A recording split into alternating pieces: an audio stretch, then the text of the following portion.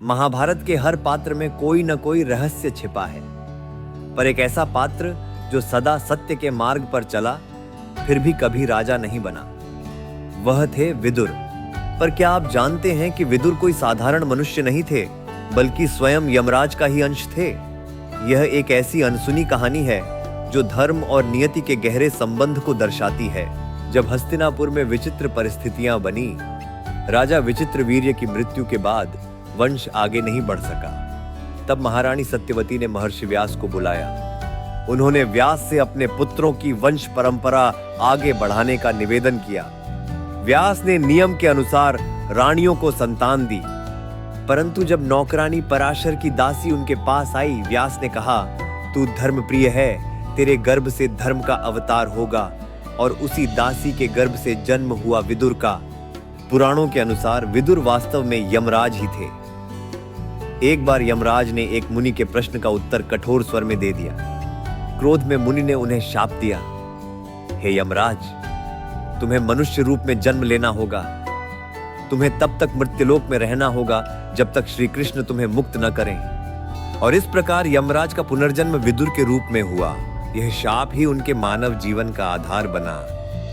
विदुर ने हस्तिनापुर में मंत्री बनकर राज्य का मार्गदर्शन किया। उन्होंने दुर्योधन को बार बार समझाया कि अधर्म का मार्ग छोड़ दो, परंतु दुर्योधन ने कभी उनकी बात नहीं मानी। विदुर नीति आज भी सबसे बड़ी राजकीय शिक्षा मानी जाती है। उनका जीवन यही सिखाता है कि सत्य हार सकता है, पर धर्म कभी नहीं मरता। विदुर ने सदैव धर्म का पक्ष लिया। जब श्री कृष्ण शांति संदेश लेकर हस्तिनापुर आए, तो सभी ने सोचा कि वे दुर्योधन के राजमहल में जाएंगे, पर श्री कृष्ण सीधे पहुंचे विदुर के घर। विदुर ने प्रेम से जो भी मिला, साग, फल, छिलके तक, सब श्री कृष्ण को अर्पित कर दिया। कृष्ण ने हंसते हुए कहा, विदुर के अर्पण में प्रेम है, राजाओं के भोजन में नहीं।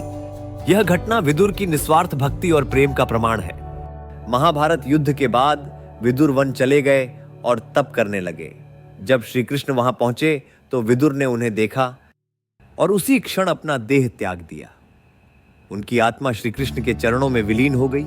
यही वह पल था जब यमराज को अपने शाप से मुक्ति मिली। उनका मानव जीवन पूर्ण हुआ। विदुर हमें यह सिखाते हैं कि सत्य, धर्म और नीति ही जीवन का सबसे बड़ा धन है। राजपद से बड़ा पद है नैतिकता का। मनुष्य का असली गौरव उसकी आत्मा में है, वंश में नहीं। विदुर का जीवन हमें प्रेरणा देता है कि धर्म के मार्ग पर अडिग रहें,